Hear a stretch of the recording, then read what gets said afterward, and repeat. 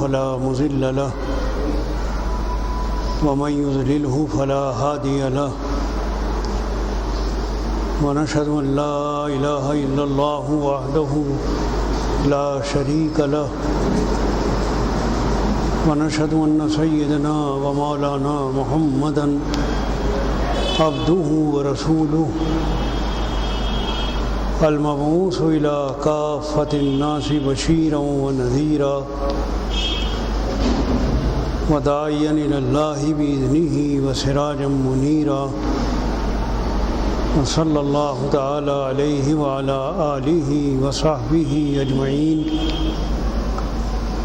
أما بعد فأعوذ بالله من الشيطان الرجيم بسم الله الرحمن الرحيم لا تقولوا لمن يقتل في سبيل الله أمواتا بل أحياء عند ربهم يرزقون صدق اللہ العظیم۔ محترم بزرگوں اور بھائیوں، ماہ محرم کے تعلق سے کچھ باتیں آپ کی خدمت میں عرض کرنی ہیں۔ محرم کی 10 تاریخ جس کو یوم عاشورہ کہا جاتا ہے،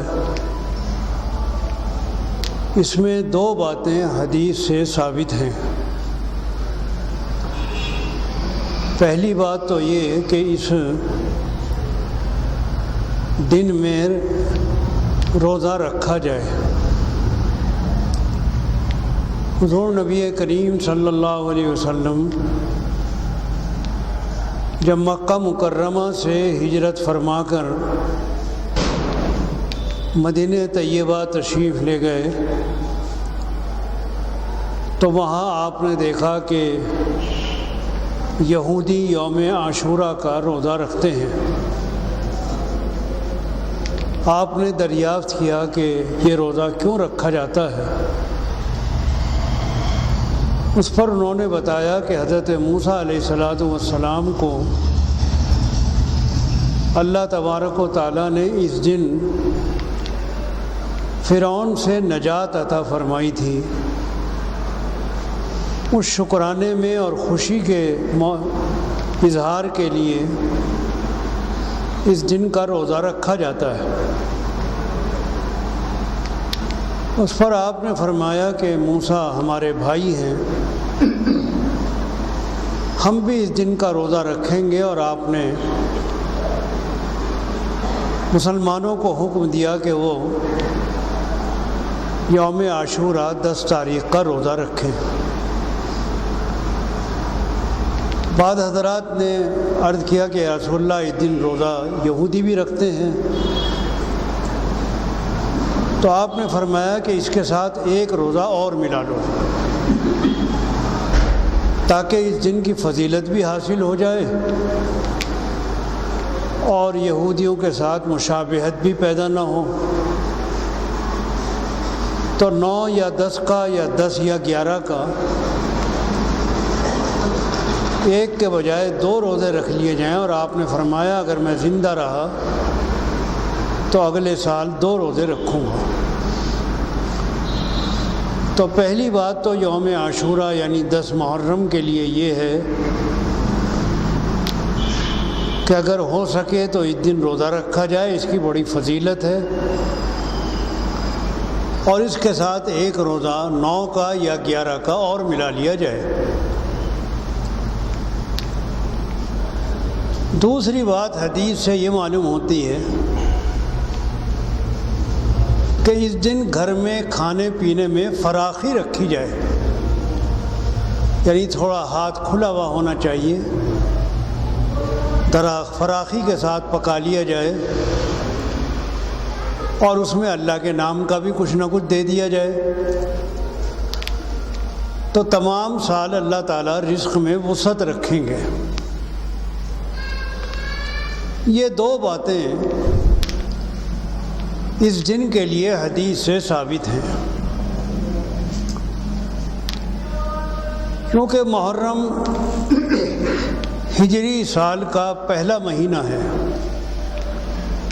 نیا ہجری سال محرم سے شروع ہوتا ہے، اور اللہ کے رسول صلی اللہ علیہ وسلم اپنا وطن مکہ مکرمہ چھوڑ کر مدینہ طیبہ ہجرت فرما کر تشریف لے گئے تھے۔ حضرت عمر رضی اللہ تعالیٰ عنہ کے زمانے میں اس بات کی ضرورت پیش آئی کہ مسلمانوں کا اپنا کوئی سن ہونا چاہیے۔ اس وقت یہ شمسی سال جس کو ہم عیسوی سال بول دیتے ہیں اس کا بھی رواج تھا، لیکن چونکہ اسلامی جتنی تقریبات ہیں اور جتنے شریعت کے احکام ہیں ان سب کا تعلق چاند کے ساتھ ہے، اس لیے قمری سال کے لیے کوئی نہ کوئی عنوان دینا ضروری تھا۔ تو حضرت عمر رضی اللہ تعالیٰ عنہ نے صحابہ کرام سے مشورہ کیا کہ اسلامی تاریخ کے کون سے واقعے کو سال کا عنوان بنایا جائے۔ اسلام کی تاریخ بڑے بڑے واقعات سے بھری ہوئی ہے۔ فتح مکہ کا واقعہ ہے، صلح حدیبیہ کا واقعہ ہے، غزوہ بدر، غزوہ احد کے واقعات ہیں، اور کتنے ہی ایسے اہم تاریخی واقعات ہیں جن کو اسلامی سن کا عنوان بنایا جا سکتا تھا۔ صحابہ کرام میں سے حضرت علی کرم اللہ وجہہ کی رائے یہ ہوئی کہ ہمیں اسلامی سال کے لیے ہجرت کے واقعے کو عنوان بنانا چاہیے۔ اس رائے کو تمام صحابہ نے اور حضرت عمر رضی اللہ تعالیٰ عنہ نے پسند کیا، اور پسندیدگی کی جو وجہ تھی وہ یہ تھی کہ ہجرت مدینہ دراصل اسلام کی فتح مندی کا عنوان تھا۔ یہ کوئی بے کسی اور بے بسی کی یادگار نہیں تھی کہ مسلمان پریشانی کی حالت میں اور بے کسی کی حالت میں اپنا وطن چھوڑ کر مدینہ منتقل ہو گئے تھے، بلکہ دراصل یہ فتح مندی کی علامت تھی۔ اگر آپ گہرائی سے اس واقعے پر غور کریں گے تو آپ کو صحابہ کرام کے مذاق کی گہرائی اور لطافت کا اندازہ ہوگا۔ حضور نبی کریم صلی اللہ علیہ وسلم کو اللہ تبارک و تعالیٰ نے جب اپنا رسول مقرر کیا اور آپ نے اسلام کی دعوت کا کام شروع کیا تو پہلے دن سے ہی مخالفت شروع ہو گئی، لیکن ان تمام مخالفتوں کے ہجوم میں اللہ کے رسول صلی اللہ علیہ وسلم نے اپنا مشن جاری رکھا اور شہید روحوں کو آواز دیتے رہے۔ تمام تر رکاوٹوں کے باوجود جتنے لوگوں کو اسلام میں داخل ہونا تھا وہ مشکلات کی چھلنی میں چھن چھن کر اسلام کی رحمت کے سائے میں آتے رہے، اور اسلام کی آواز اجنبی نہیں رہی بلکہ آس پاس کے علاقے میں اور خاص طور پر مدینہ طیبہ میں پہنچ گئی۔ اسی زمانے میں دو واقعے بڑے اہم پیش آئے۔ ایک بیت عقبہ اولا اور ایک بیت عقبہ ثانیہ۔ گھاٹی کے پاس جو آپ نے بیعت لی اسلام کی اہل مدینہ سے،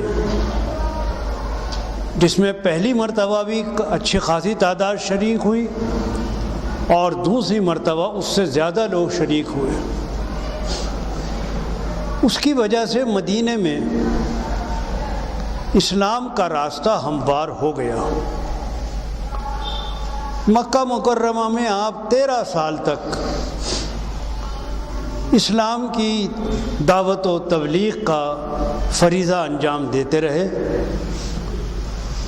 اور وہاں آپ نے اسلام کے شریعت کے تفصیلی احکام کے بارے میں کوئی آپ نے ذکر نہیں کیا،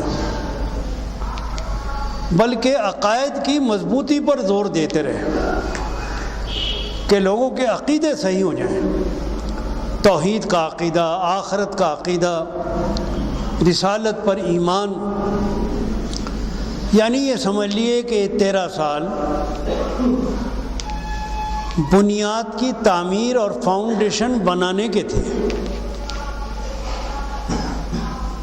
بنیاد کی تعمیر مکمل ہو گئی، اب اس کے اوپر عمارت کھڑی کرنی تھی۔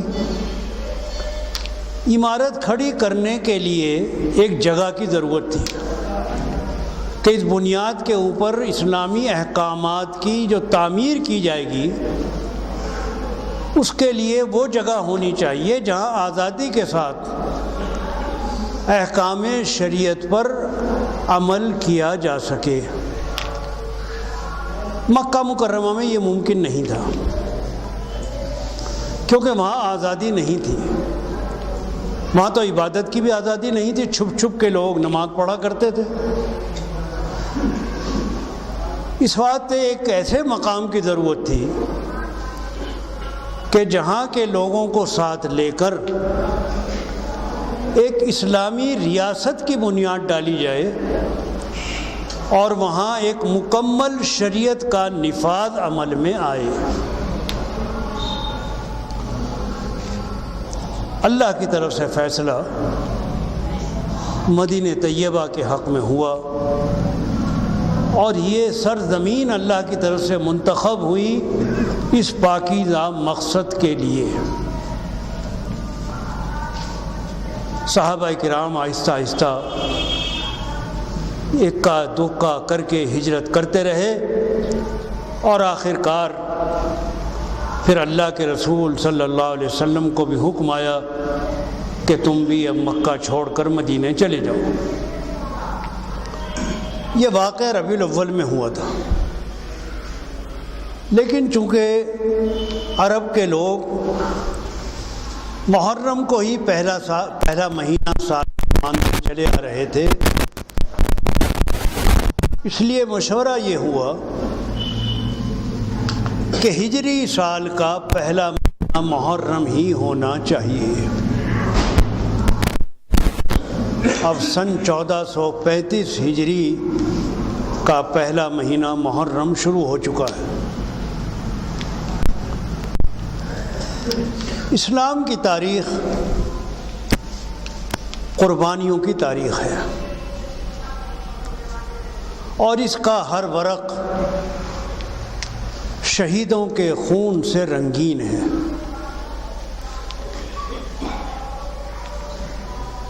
محرم کی پہلی تاریخ کو حضرت عمر رضی اللہ تعالیٰ عنہ کی شہادت کا المناک واقعہ پیش آیا۔ ایک پارسی غلام ابو لولو فیروز نے نماز کی حالت میں آپ پر حملہ کیا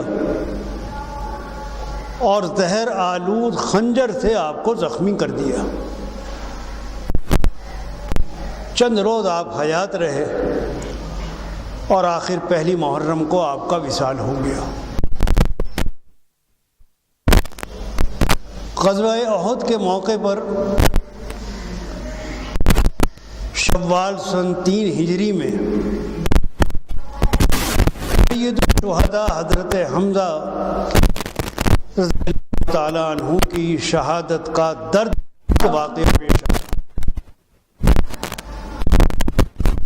ان کی لاش کا مسئلہ کر دیا گیا،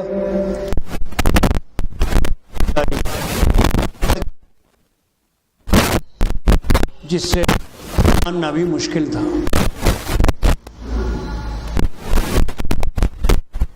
عثمان غنی رضی اللہ تعالیٰ عنہ جو ذی النورین ہیں، حضور نبی کریم صلی اللہ علیہ وسلم کے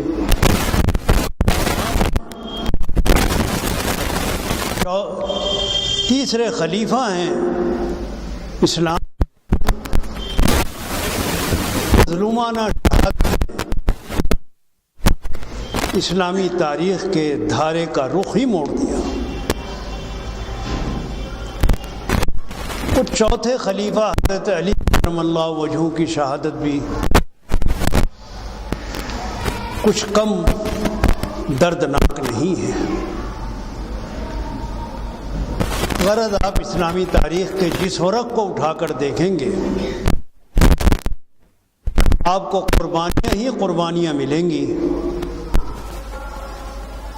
اور اللہ کے نیک بندوں نے اللہ کے راستے اللہ کے دین کی سربلندی کے لیے مال کی پرواہ کی، نہ کبھی اپنی جان کی پرواہ کی۔ سب کچھ اللہ کے راستے میں قربان کر کے یہ سمجھا کہ یہ بہت سستا سودا ہے۔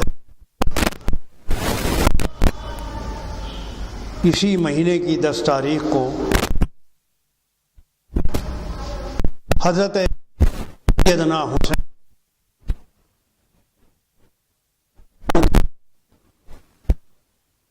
کا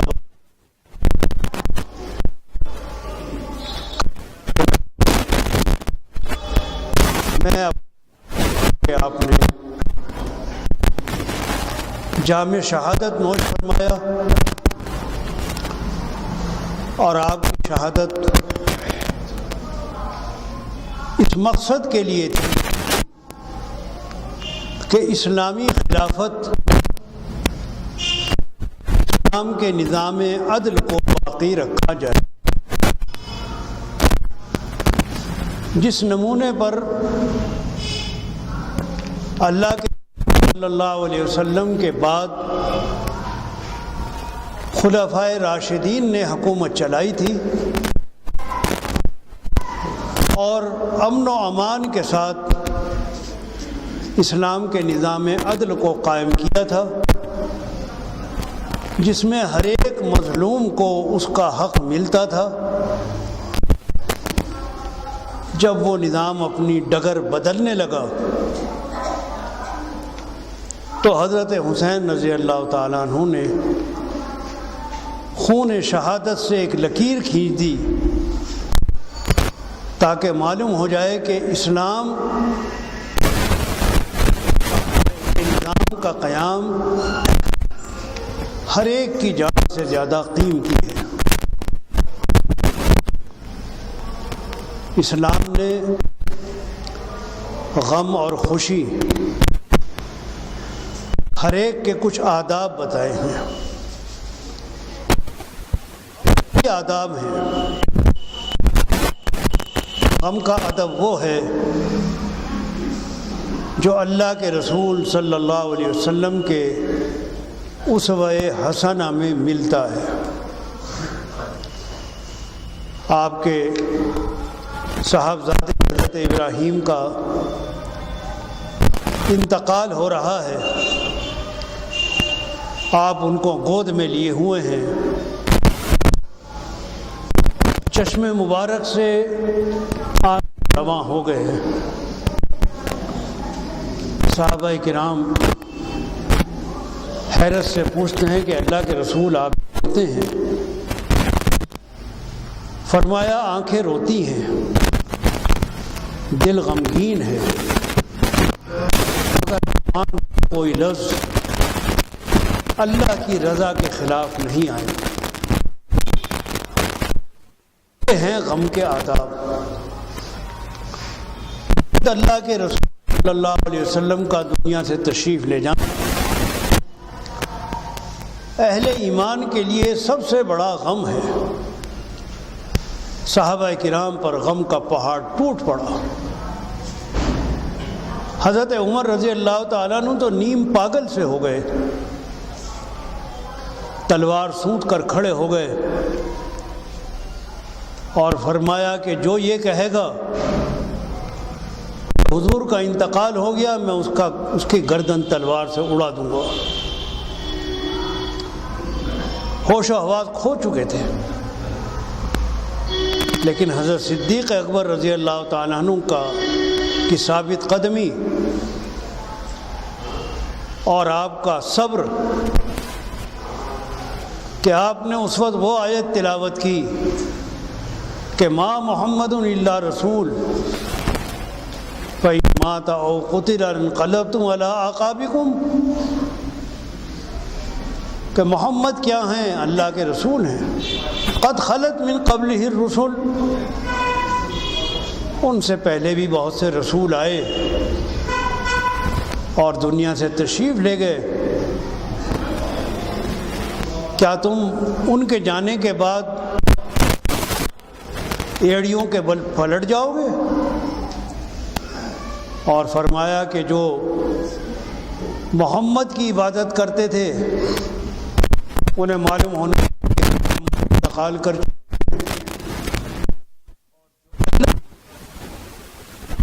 انہیں معلوم ہونا چاہیے کہ اللہ تعالیٰ حی لا یموت ہے۔ یہ ہیں صحابہ کرام نے اور اللہ کے رسول نے نہ سید الشہداء کی شہادت پر سینہ کوبی کی، نہ صحابہ کرام نے حضرت عثمان کا ماتم کیا، نہ حضرت علی کا ماتم کیا، اور نہ کسی شہید کے ماتم میں کوئی جلوس نکالا، نہ کسی کا تعزیہ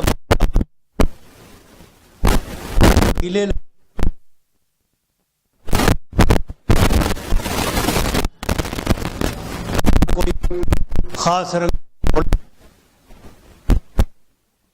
اور نہ کوئی ایسا طریقہ اختیار کیا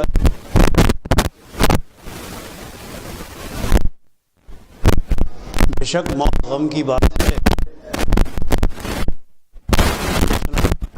بتایا اسی طریقے پر غم منایا جائے گا۔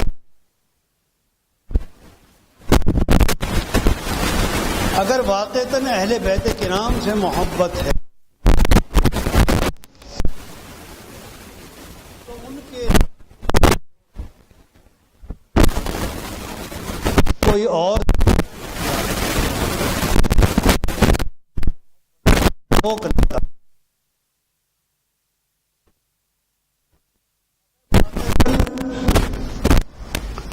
حضرت حسین رضی اللہ تعالیٰ عنہ کی شہادت کی کوئی قیمت ہے تو کیا سینہ کوبی سے وہ قیمت ادا ہو جائے گی؟ ان کی شہادت کی قیمت یہ ہے کہ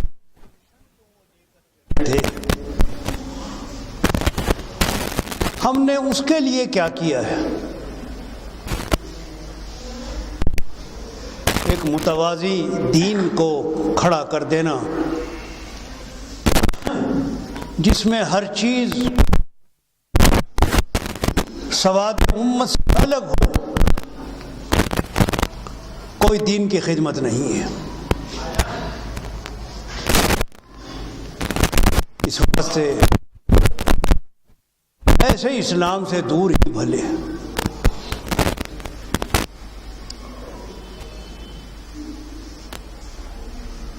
بات یہ ہے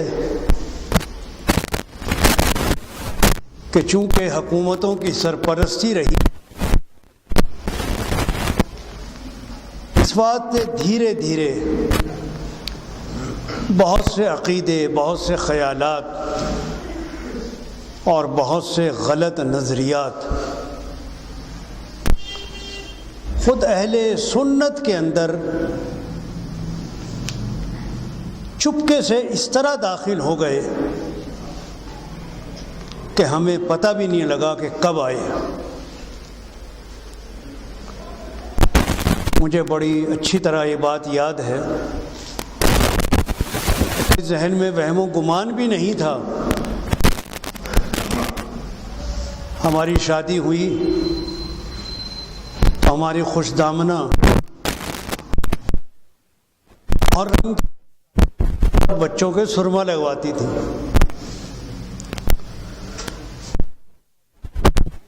جو سرما لگائے گا اس کی آنکھیں دکھنے نہیں آئیں گی۔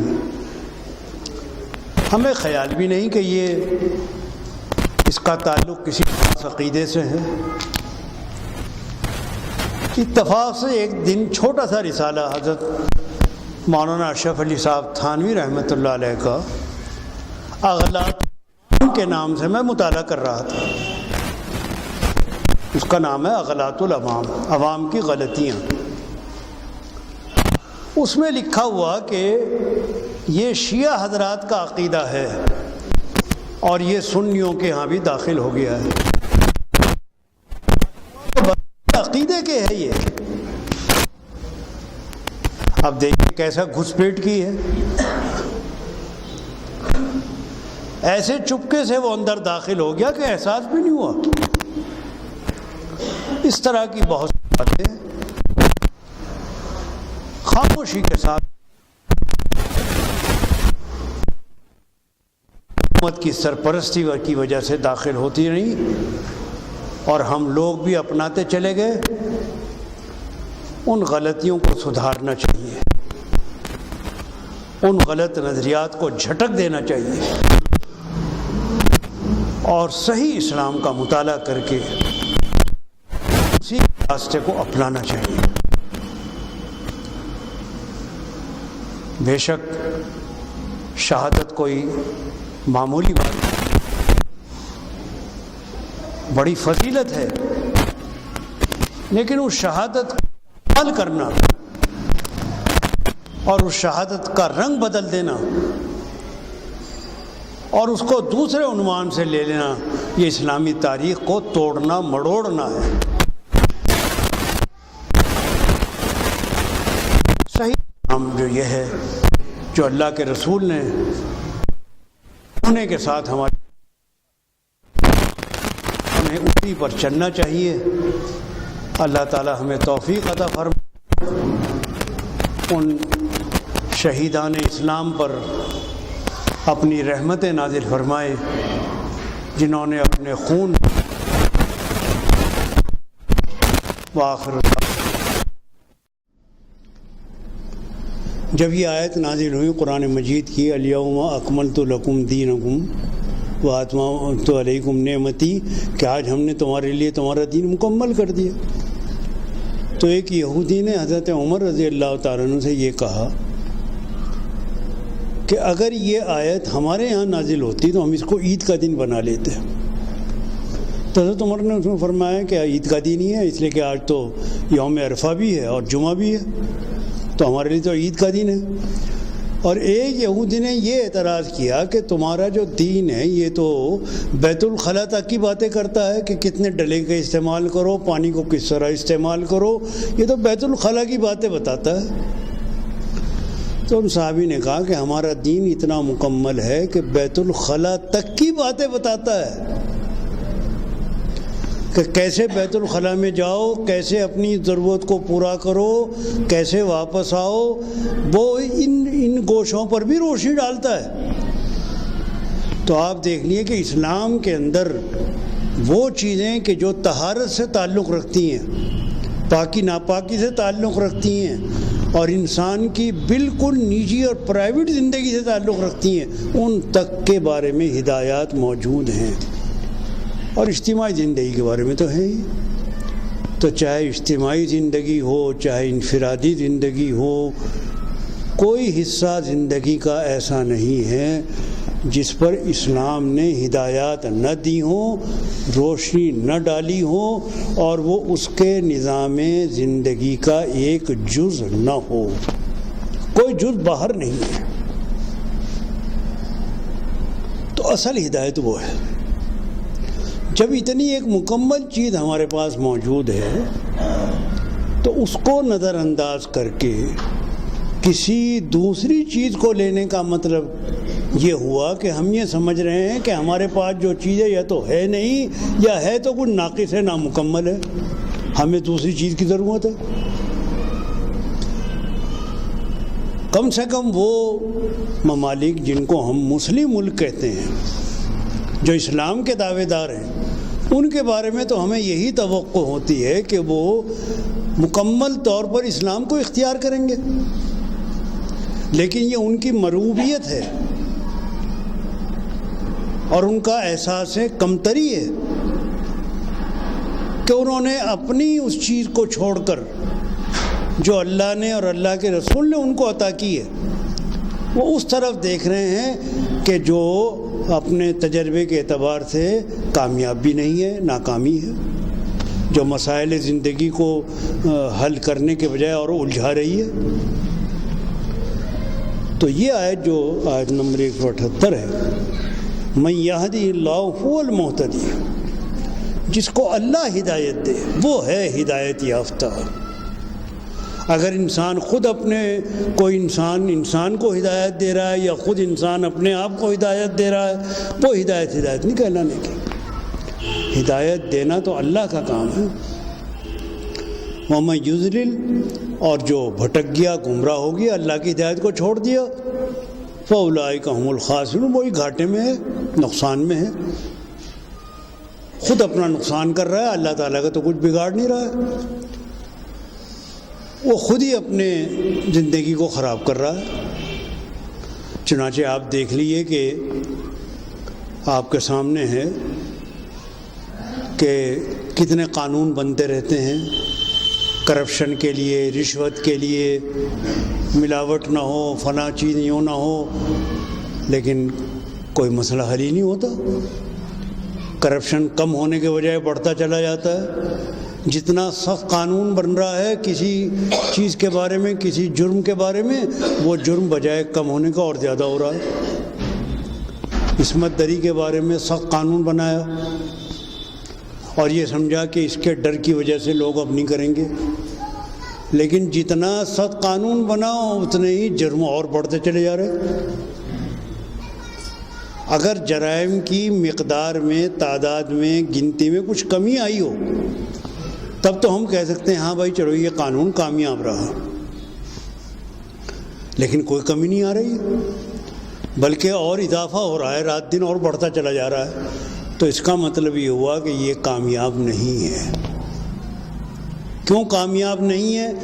کامیاب اس لیے نہیں ہے کہ جب تک دل میں اللہ کا خوف پیدا نہیں ہوگا، جب تک جواب دہی کا احساس پیدا نہیں ہوگا، جب تک یہ عقیدہ دل میں گھر نہیں کرے گا کہ ہمیں ایک بالا تر ہستی کے سامنے اپنے اعمال کا حساب دینا ہے، اس وقت تک کوئی قانون کام نہیں کرے گا۔ سب سے پہلے ایمان کی ضرورت ہے۔ جب تک یہ ایمان دلوں میں نہیں آنے کا، کچھ نہیں ہونے کا، چاہے آپ قانون کیسا بھی بنا لیے، سب ردی کی ٹوکری میں چلا جائے گا، کچھ فائدہ نہیں ہونے کا۔ ابھی وہ پاس ہوا کہ صاحب ایک لوک آیت ہونا چاہیے جو نگرانی کرے، اور اس کے لیے انا ہزارے بیٹھے رہے بھوک ہڑتال کے اوپر، اور آخر وہ قانون بن گیا۔ وہ قانون کیا ہے؟ کوئی نئی چیز نہیں ہے کہ ایک آدمی لوک آیت بنے گا، اس کے ساتھ 8 آدمی کی ٹیم ہوگی، قوانین وہی ہیں جو پہلے تھے، ان کو ایک شکل دے دی الگ ادارے کی۔ پہلے بھی وہ قانون موجود تھے، اگر وہ قانون کارآمد ہوتے، اب وہ لوک آیت جو آئے گا وہ کہاں سے آئے گا؟